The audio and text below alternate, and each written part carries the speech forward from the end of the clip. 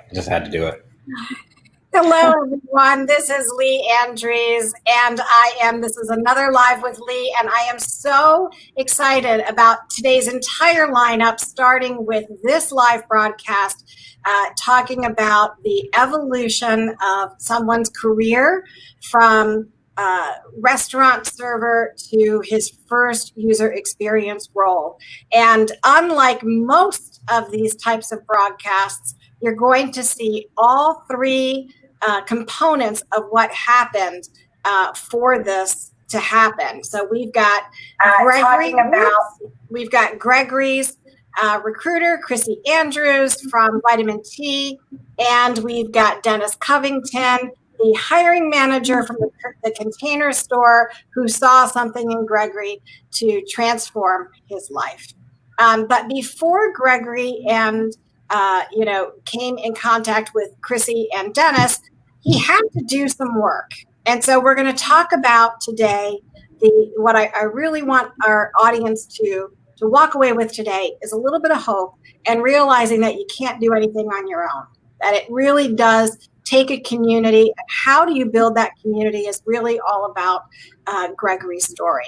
Amongst other things, we're talking about very talented people who are also very humble and who look at things in a different way to get different outcomes. And that includes changing people's lives. So let's get right to it. I do want to introduce Gregory Rutledge. He is the UX designer that we are going to be focusing on his story today. We also have Chrissy Andrews here again. I want to mention thank you to Vitamin T and Aquent for continually elevating quality in the personnel that you hire and retain. And Dennis Covington is the hiring manager. And it looks like we're adding people to our call very quickly. So as your questions come in, we'll be sure to get to them. Let's get right to it. Gregory. Yes.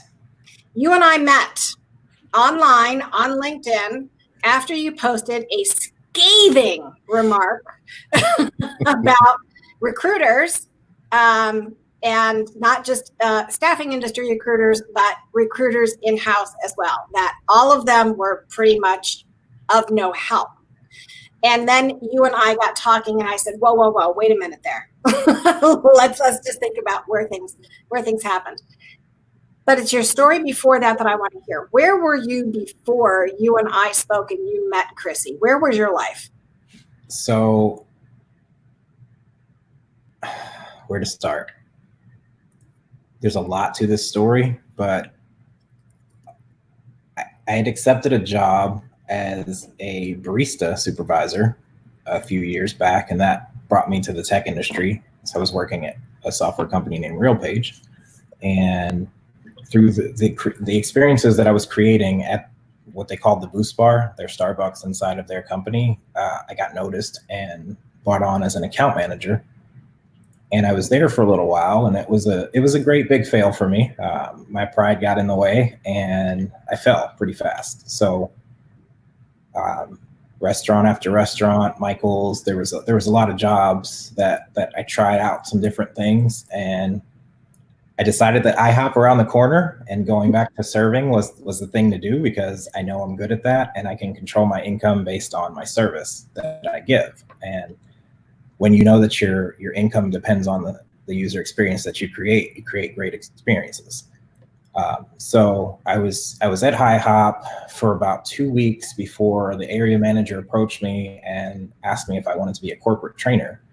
And I was just blown away. I was like, I don't know what I did here, but I got the job actually by going up there to do some freelance work in their little back room, because I love the music they play at IHOP. And they recognized me as the guy that analyzed their restaurant on Christmas Eve.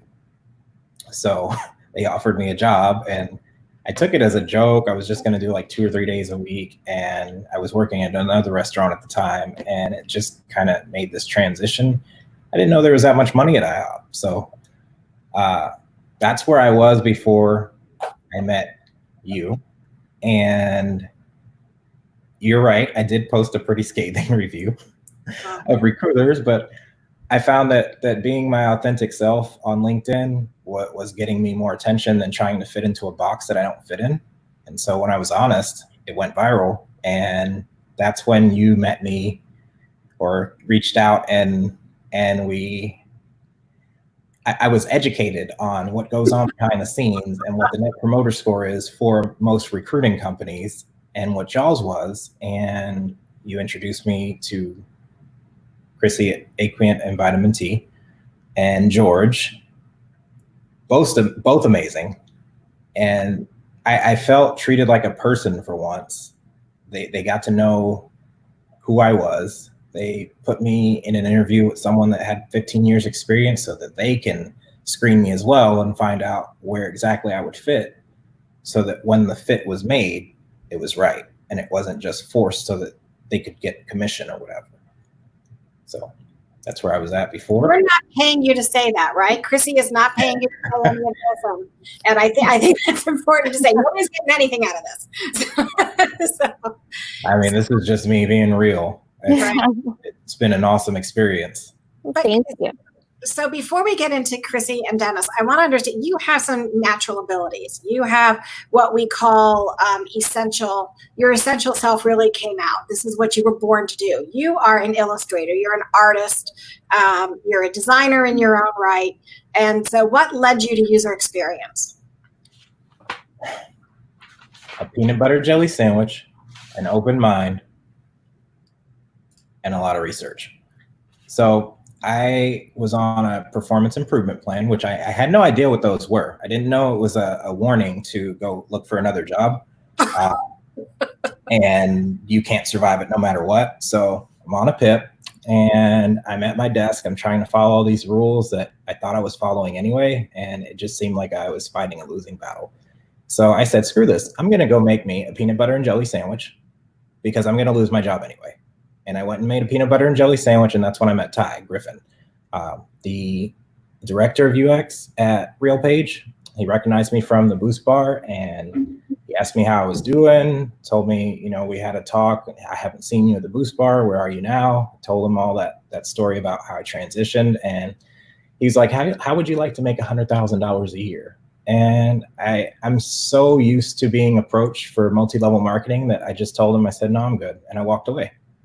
And he stood there for a long time afterwards. And I turned around. I'm like, oh, he's still here. He might have something real. So I was like, okay, what kind of Ponzi scheme you got for me? What's the pyramid? And he's like, no, man, it's UX design. And I was like, okay, I'm listening. And he handed me a card and told me to do my research. So I did. And I was like, so people get paid to tell people how to make a better experience? Like, I could be getting paid for this? This could be something I do? And so he told me that he was opening up a school across the street to give back to the community and teach people how to use their innovation, their natural gift of innovation, and that he was going to cut out all the fluff that they put on the school and just give us to it raw, like we're in the field already. And I went ahead and made the investment. I paid the whole thing up front, and I went, and then right around the time I started, I lost the job in Richardson. So here I am making this 90-mile round trip to the school and working at Michael's in Irving. So I was never home the 6 months I was in the school. And when I was home, I wasn't here because I was doing research to find out ways to get better at this, because I have the skill, but I don't know what I'm doing. And I did some research, and I found out that there was like 5 or 6 things that you had to do if you were transitioning. It was go to meetups, make connections in the community, continue to put your resume out there, apply, just build connections. And so I did that. And who told you to do that, Gregory? Who told you that you had to be networking and getting on social media and doing all these things? Did you get coaching about that?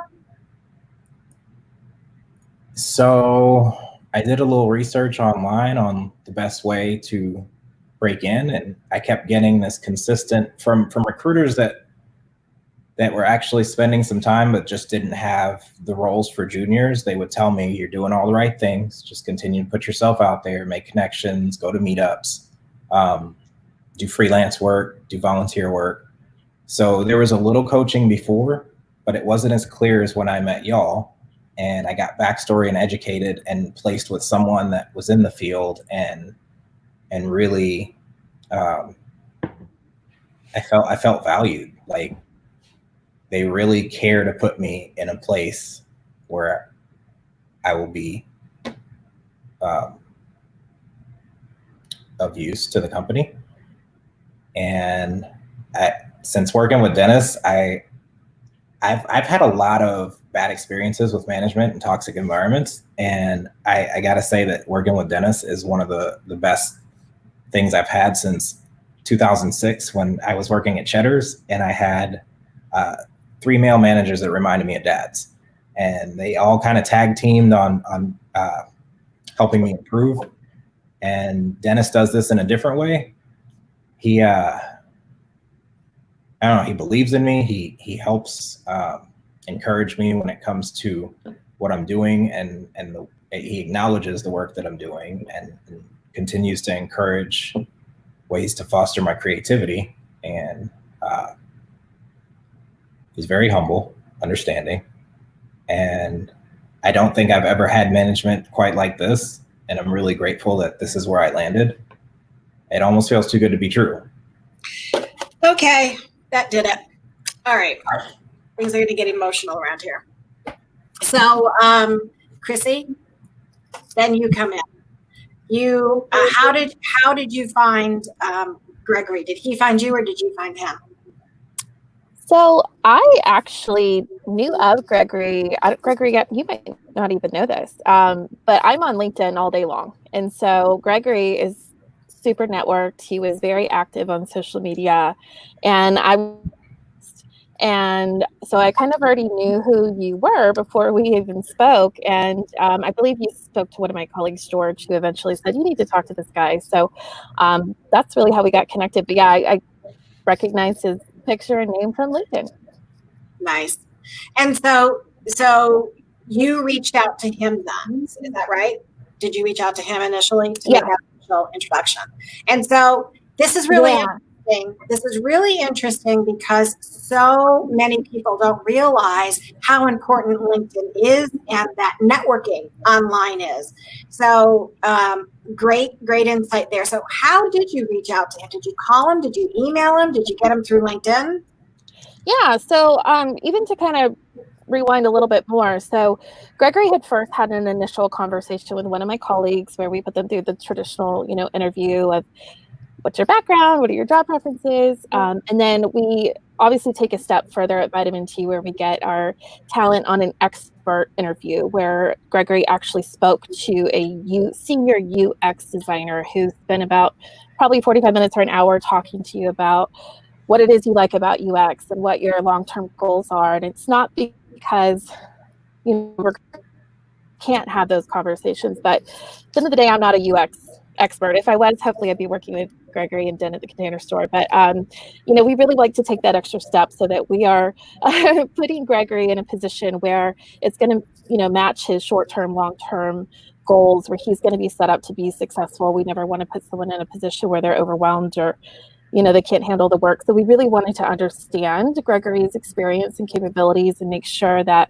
if we were recommending him to Dennis in the Container Store, that it would be a good match, not just, the soft skills, but the hard skills as well. So after Gregory had gone through our whole interview process, that's when George said, hey, reach out to Gregory if you have anything. And I just happen to have this perfect job with Dennis waiting for him.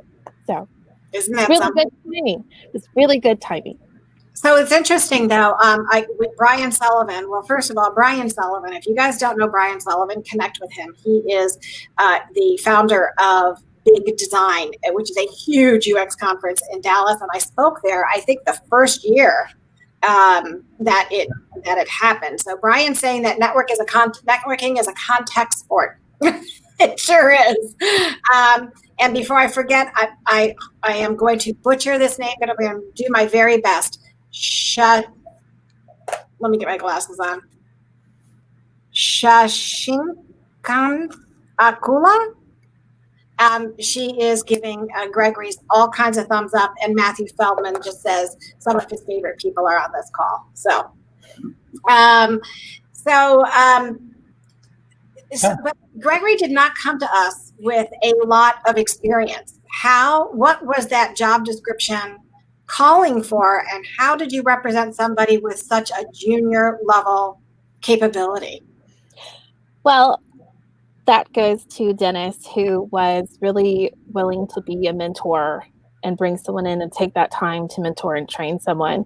Not everybody is willing or able to do that. But in my conversation that I had with Dennis, I think that was one thing, Dennis, you really touched on a lot about. That's the part of your job you enjoy the most, is getting to mentor people, because not all of us are so lucky to have that person at the beginning of our career. And so I knew that the person that I found for Dennis needed to be someone that would appreciate that, to really appreciate the time that Dennis was going to take, that extra, time to really mentor. And so when I spoke to Gregory, I had talked to so many candidates before I ended up talking to Gregory, and I think I knew within like the first 5 or 10 minutes, I could hear the passion in Gregory's voice, and I could hear how much he wanted someone like Dennis to work with. And so as a recruiter, you kind of know, you talk to so many candidates all day long, and then you finally get that one, you're like, this is it. And so I really felt that with Gregory, because I was like, this is going to be a really good cultural fit. I feel like they both are going to really line up, with what Gregory needs in a career, what Dennis is willing to do as a manager. So it's just I love when that happens as a recruiter. Yeah. And it happens. It happens really a lot more than we realize that it does, right? Because that right person, when you meet them, it just happens like any relationship.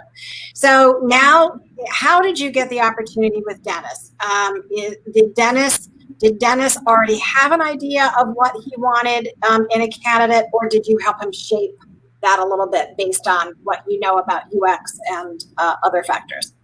Yeah, so we had Vitamin T had worked with Container Store over the years, and Dennis, you were fairly new to the organization, I believe, when we had first started working together, and so I knew that you guys are kind of in the process of trying to build a UX team, and so I think there was a little bit of a kind of discovery phase where Dennis and I talked about kind of what does this person look like, what is this role going to be, but I don't know. Dennis made my job really, really easy because I don't know. He just made it really easy. I wish I could say that I did all this really hard work for this to come together, but Dennis really kind of knew what he was looking for. So when I sent portfolios over, he's like, "This is the design style I'm looking for," and again, he was just so willing and open to train and mentor someone. So yeah, it made my job really easy.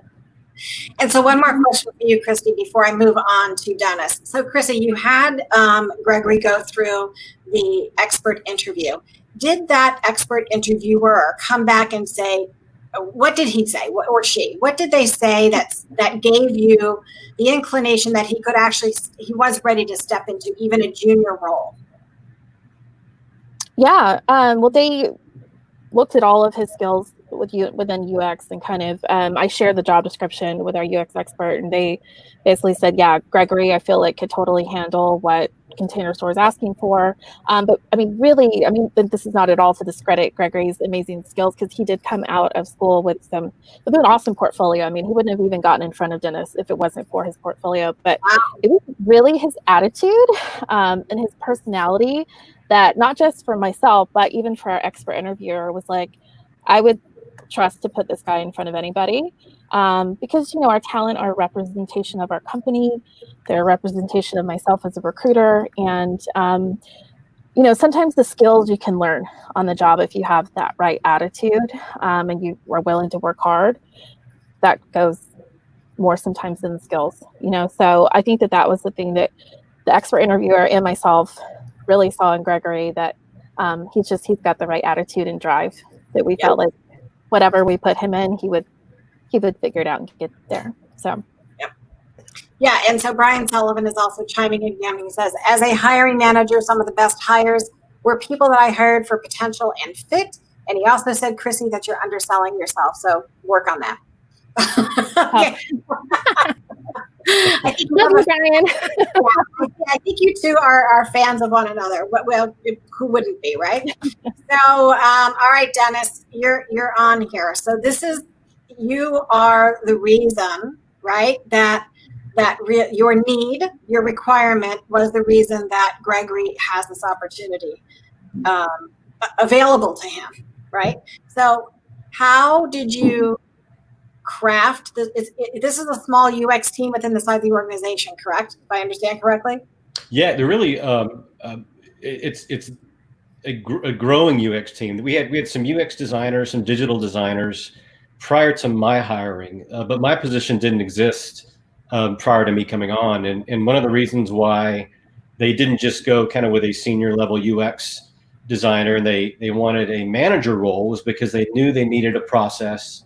They knew they needed a team to really make some changes that the Container Store is striving to do internally. So we had at the time when I brought in, there was one other contractor who was great, and I kind of saw her as the beginning of my team, and then she, fortunately for her and unfortunate for me, she went on to kind of further grow in her career and leave us at the time. So then I was kind of a team of one at that point. So I knew my first hire and the first person I brought on to be part of that team, I just knew I needed somebody really, really special. That's interesting because if it's a small team, and this is the question that a lot of newcomers to UX are asking, is more often than not, they are coming across competition that is more experienced than they are. And so they're losing opportunities because of their lack of experience. But even with a small team, Dennis, you decided that having somebody with that potential is more important than bringing somebody in with a high level of experience. Why? Why did you go that route? Well, I think in Brian's comment, he hired for potential and fit, and that's very much one area that my mind was at in coming in. I was helping to design and implement a new UX process that our company didn't have, and I didn't necessarily want somebody who was so experienced and was used to working a certain way in a certain process that they weren't going to be happy in the process that I was kind of trying to design and implement. So finding somebody that I thought had that, I think, drive and passion has been mentioned in terms of Gregory several times already in our discussion here. But finding somebody who had that kind of energy, but not necessarily was going to be so set in, this is UX process, this is the way it's supposed to be done, was important to me. So finding somebody, again, that I could kind of help mentor and mold into doing great work, but I didn't want them so locked into one way of working that they weren't going to be happy. Got it. I want to go back to talking about Gregorys Portfolio and how he presented himself. This is another area, and I'm sure you see this online all day long about what should be in your portfolio, what should it look like, blah, blah, blah, blah, blah. We're also hearing horror stories about boot camps, right? About not getting placed, and the curriculum is not where it should be. And so we've got both of that happening right here in this call. So let's start with that portfolio, because that portfolio is an artifact of his training, of Gregory's training. So what did you see, Chrissy, in his portfolio that impressed you enough to pass it off to Dennis? What was that? Yeah. Well, I'll tell you, I've been looking at portfolios for 14 years now. So, they all start to just kind of blur together. And then, you see when you're like, this is awesome. So I was really, really just impressed. I mean, he obviously had some beautiful visuals, but I remember that Gregory showed his process. And that's something that I think a lot of designers aren't doing. And especially, for UXers, your portfolio should be really easy to navigate. You should have a good experience for the person going through your portfolio. And oftentimes I see UX portfolios that are not a good experience for a recruiter to look at. And I was just really impressed, for being a junior candidate, how clean his portfolio was, but also just he showed his process. And I didn't have to guess, what did you do? What was your role? What was the project you were doing? There wasn't a lot of guesswork. So that was the thing that I really, really remember liking about Gregory's portfolio. Awesome. Gregory, did you get help? Where did you get help on your portfolio?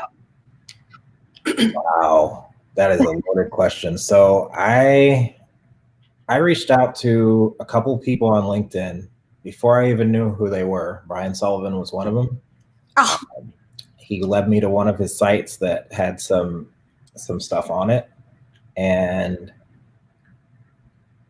Seda Maurer, who's the accessibility program manager at Sabre, I had a really great couple talks with her before I really got out there on meetups and stuff, and found that accessibility was key at the ground level, and that anything else that's built on top of that will succeed. And I did a lot of research on Medium articles. I looked at what not to do on Behance and Dribbble because there's a lot of beautiful visuals, but horrible functionality when it comes to that on those pages. And then I just took and boiled down everything that didn't work and extracted what would work from it. And the successful portfolios that I saw were clean, simple. They had that Apple feel to them. mm-hmm. So that's what I went for, was clean and simple. And Dennis knows this. The process of keeping things simple is actually a lot more complicated than it seems. Oh yeah. Well, thank you. So I think that brings home a number of points for anyone who is looking to get into this space on how to build a portfolio. Dennis, what caught your eye about that portfolio, about Dennis, or about Gregorys Portfolio? Well, yeah. So I think anybody going through this process, and you've got several resumes and portfolios in front of you, it's easy to kind of go resume blind when it's just they all look identical, and there's none that really jump out at you. So I think one, Gregory's visual style and presentation was something that instantly made me kind of set that over to the side so that I could go back to it and really focus on it. In comparison with some of the others that I had seen. Two, and Chrissy mentioned this, he spoke to his process in the experience that he was presenting. And I was in the midst of developing a process. So I had certain touch points in my mind that I had been kind of living with. And so to have those jump out at me in that portfolio, that here's somebody that I can speak to about this, here's somebody that's going to understand what I'm trying to do, because obviously they have experience with it. That was really important to me. So that was what kind of made it, when I set that resume onto my stack of, I definitely want to go back to these. That's what made me bring that one and put it on top of the stack. And then constantly kind of started comparing the others to it as I was kind of, narrowing down my candidate list. So yeah, the presentation it's important, especially in this industry. You have to have a certain, you can say visual style more from a UI design standpoint, but from a UX standpoint, it was organized very well. And then just the content spoke to what I myself was actually looking for. And that ultimately was what made me, tell Chrissy and her team, like, yeah, definitely, let's get this guy on the phone. So you had not spoken with Gregory or to any degree other than his portfolio. His portfolio gave you the green light to say, Chrissy, let's go ahead and schedule a time. Oh, absolutely. Yeah. I mean, that was kind of the process, was portfolios are good representation, not only of a candidate's experience, but I think also what work they can do and how they're going to go about doing it. And so to be able to look at those ahead of time, obviously, and kind of say, okay, this person I think looks good. This person looks good. They don't always come, the portfolio isn't always a great representation of the candidate once you do get them on the phone, which, is I think probably a common experience a lot of people in my position have had. But that wasn't necessarily the case with Gregory. He's got a lot of personality. His portfolio had a lot of personality. It did not misrepresent him at all. And I think that's important to have that first thing that's going to kind of get you onto the next step, to not have it just look good. You don't want to copy somebody else's and say, wow, this looks really good, and I want to be like that person. Your portfolio really needs to be a representation of who you are, so that when you're speaking to it, it's clear that this is that candidate. It's not that this is the candidate that copied someone else's work, and they're having a hard time talking to all these bullet points and all the information that they've put in their portfolio. So it sounds like you're looking for authenticity in the portfolio. That's a great way to put it. I probably just should have said that. But well, you're really looking to find out you're looking for that portfolio is an extension of who that individual is and how they think, right? Not only what they do, but who they are and what they think. So that's interesting. So I want to talk to you about both you and Chrissy specifically about the hybrid, the homogenization of what's happening in UX. Some of it is happening for economic reasons. Some of it is happening, a lot of it is happening for economic reasons, where one person is expected to do so many things under the UX umbrella. So here you've got somebody, it's been my experience, and I've been in this domain for quite some time, that UX, you either come into it from the IT area, you come in through the creative area, and some people go through the psychological area, right, where the heavy on the UX research and testing.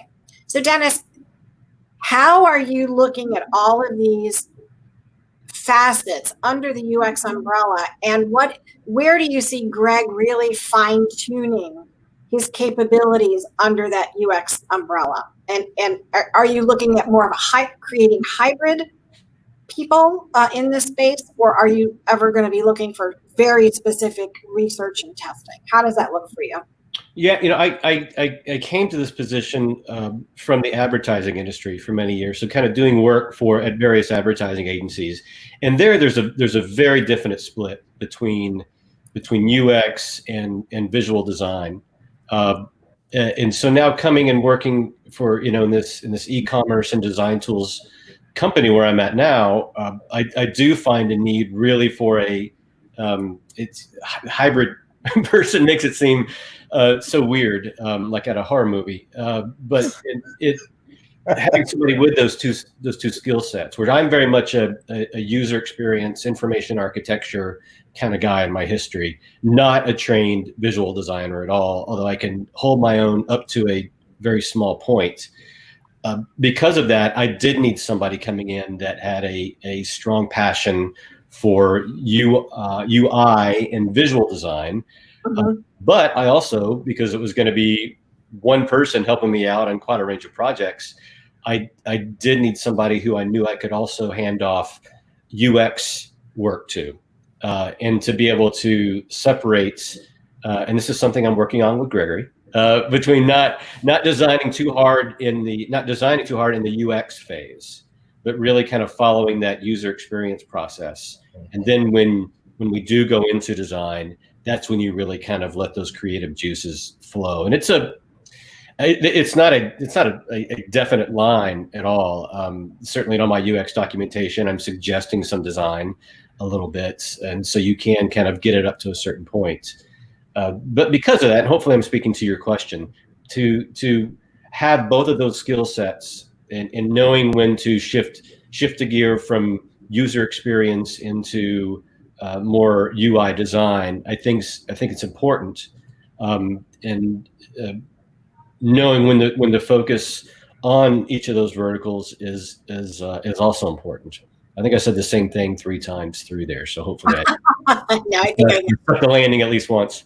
I think what I'm hearing is that, in a sense, you understand the function of UX in its whole part, which is the research and the testing, and what drives that design and that product solution, right? And where that creative UI or visual element fits within the process. So talk to me about user experience, and this is really interesting. Gregory was filling me in that user experience wasn't always top of mind inside the Container Store. So, and recent events may have elevated your team's value and contributions within the organization. Can you shed some light on that for us? Yeah, it depends on which projects you're kind of working on. We make not only do we have our website, which is our big e-commerce engine and effort. We also are the UX team for our design tools, which our in-store and virtual and-home designers use to essentially design custom closets, among other things. And then there's a online version of that design tool as well. On that design tools team, they work very agile. It's very quick. Oftentimes they need somebody that can kind of Nandi just joined on. She was somebody I was referring to earlier that was on the team. Hi, Nandi. They needed really somebody that could give insight into some UX principle and then provide that interface very quickly. On the website, it was a slightly different manner. They needed more UX strategy. They needed more of a UX process.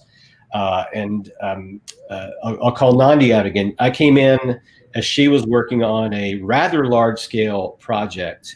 And it was heartbreaking to me to see her at a phase when she's gone through all this UX and design efforts, and she's presenting it to our developers and our stakeholders, and they just start coming up with new requirements. Oh, well, this has to have this, and we have to have this, and we forgot to tell you to do this, over and over and over again. And I could just see her, getting ground down more and more, and in every meeting. And it was just, it couldn't have been a fulfilling place to work.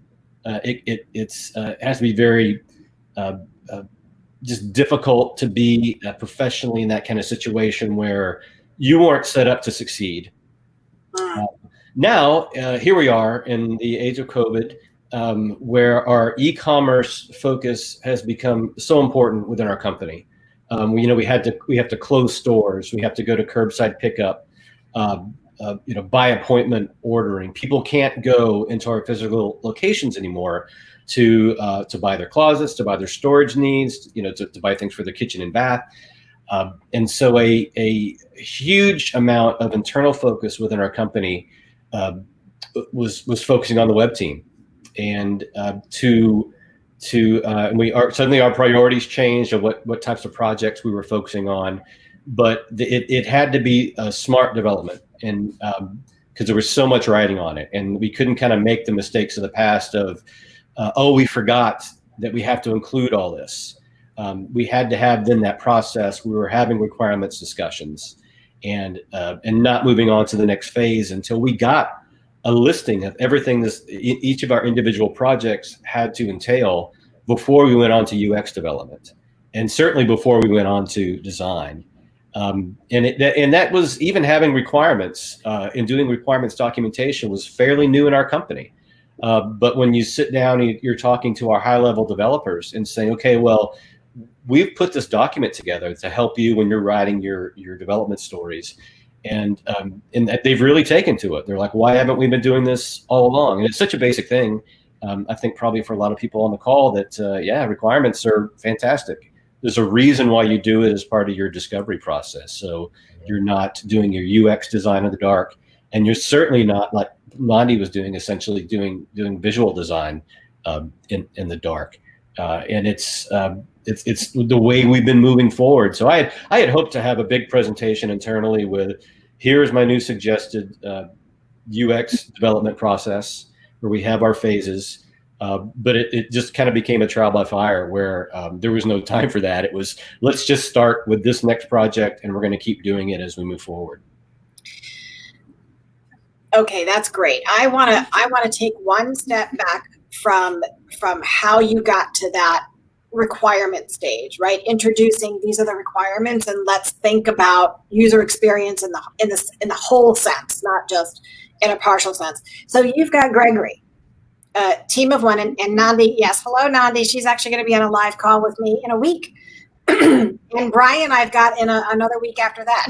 So yes, Nandi, we are all together. I do want to stop and recognize what Jennifer Flores is saying. She said, inspirational and gives me hope. Thank you for sharing your story, Gregory. Also, hi, Brian. I was lucky enough to be able to attend his SMU program, and his portion is what clicked for me and made me feel like I was born to do this. So, Brian, your live broadcast can't come soon enough.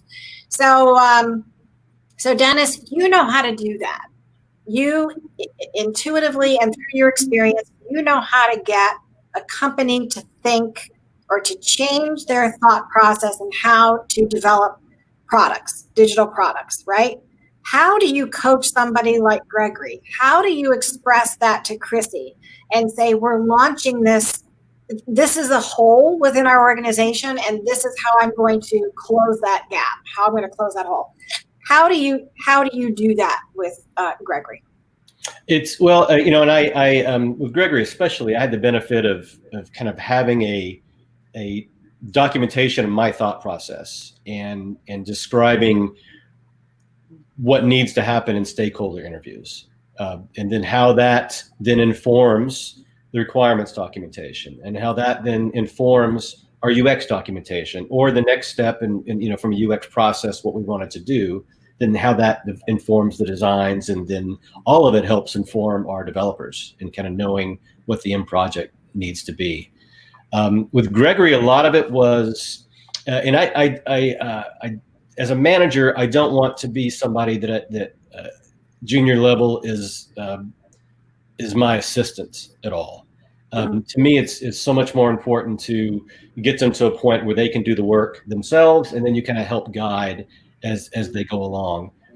For something like a stakeholder interview or stakeholder multiple interviews in going into requirements, that does take a little bit of observation to just see how somebody works, how they do conduct those interviews, and then what they do with it, how you kind of draw out the information. That's just kind of a skill set that happens. So from that, I think demonstratively teaching is the best way to approach it. And then what you do with it is more of a, let's work together on this, and you get more of a kind of back and forth type of teaching and coaching as you go. And then it gets to a point where I knew Gregory had the skills and the ability that you can hand that off to him and say, okay, let's work with this.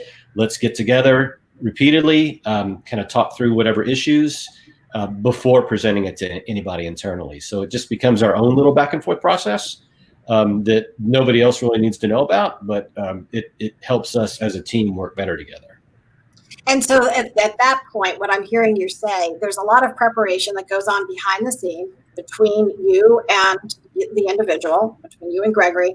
And then at some point, when you're confident that Gregory can articulate the process and the things that need to happen in that discussion and how to handle them, then Gregory can go in on his own with you as the wingman. So is that what I'm hearing? Yeah, and it's already happened several times, I think, and it's honestly, I think internally it's a Container Store. They would rather Gregory present than me. They're just a little more fun. That's maybe something I need to learn from him a bit more. But yeah, he's definitely finding his own style. I think his confidence that he was maybe tamping down a little bit through uncertainty and just being new in this position. And certainly, this is not the ideal environment where when you're meeting team members for the first time in these little windows. So to have to kind of find your way and maybe re-hone that confidence a little bit, to see that happen with Gregory, especially here recently, just to see this light come on with him, like he flicked a switch, and that presentation style when he just nailed it, it was really fulfilling. It was fun for me really to watch, and I think maybe I said one or two words in that entire meeting and just kind of let him run with it, and we followed up together after. So yeah, what I'm hearing here is that, Dennis, you value the communication style and the skills, and it sounds like Gregory's very flexible. He's also even though he might be a little self-conscious and concerned, he's also willing to give it a try. Sounds like he's been pretty fearless in all of this. Oh, absolutely. Yeah. He's got style. That comes naturally, right? Believe it or not, our time is up. Oh, wow. You were right.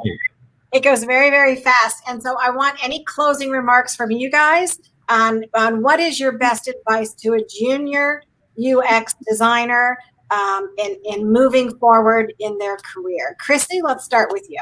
Yeah, well, and this is not just for UX design. I would say this really to anybody right now looking for a job. I mean, whether you've just been laid off, furloughed, you're struggling, this is just a very small part of your much bigger employment story. So please don't let this time right now that you might be struggling define you and your abilities. Again, it's just a very small little blip. But just, I know it's cliche, all about who you know, but really it's about who you know. So just network. Brian Sullivan is awesome person to network here. Gregory, shoot him a note, connected him. Dennis, I mean, again, I knew who Gregory was before I even talked to him because I saw him all over my LinkedIn feed. And so when someone mentioned his name, I was like, I know who that is. So be active on LinkedIn and network. That's probably my biggest advice I can give you. Find a mentor like Dennis or Brian. Excellent. Dennis, what's your advice? I think you are your own best asset, and figure out how to present yourself in the way that you want to be perceived, that speaks to your natural skills as well as industry skills together. Let your resume and your portfolio be equal parts, both of those, because you'll stand out and you'll be more confident in that presentation that this is me on paper or on screen. And so when that person brings you in to actually meet you, they get, yeah, this is what I saw in this resume. And this is now this person that I'm on the phone with. So have it be true to yourself and not just a carbon copy of something that you've seen online. Wow. And Gregory, what is your advice? So Sure. My advice to juniors is, like Dennis said, you are your best asset. So be yourself, your authentic self. You're not going to be able to keep up the representative that you try to put on when you get in these interviews. So it's best to just be yourself, because if you get rejected, then when you finally are accepted, you're accepted for who you are and you don't have to work as hard. Wow. I can't stress enough how important it is for your LinkedIn, your resume, and your portfolio to line up and have that integrity. An integer is a whole number, so you have to be an integer, and the whole thing has to come together as a whole to show your process, why you do what you do, and who you are. And it's really hard to speak to yourself I don't fit in a box. So it's hard to express the personality, but it's worth the effort to try. So I would say, I would close with this. Honesty, open-mindedness, and willingness is how we do this. And being who you truly are, and networking. Networking is very important. Brian Sullivan has been a really good mentor for me. Me and Nandi were taught by the same people. And so our design style was very, very similar. And like Chrissy said, I became the LinkedIn guy. When people saw me at meetups, they're like, hey, it's the LinkedIn guy. I was all over LinkedIn. Nice. I just shifted my focus from Facebook to LinkedIn, and it worked. Well, thank you all very, very much for giving Gregory the opportunity, for being willing to help somebody new in the UX community, because that is our practice's future. And thank you all for joining. I really appreciate it. At 2:00 Eastern time today, we are actually going to make an Akathame website reveal with the designer, the developer, the UX person who are responsible for the new look and feel and branding of Akathame itself. And again, thank you all. Have a great day, and we'll see you hopefully in a couple of hours. If the team here on the broadcast could hang out for just a second while I end the broadcast. Have a great day, everybody.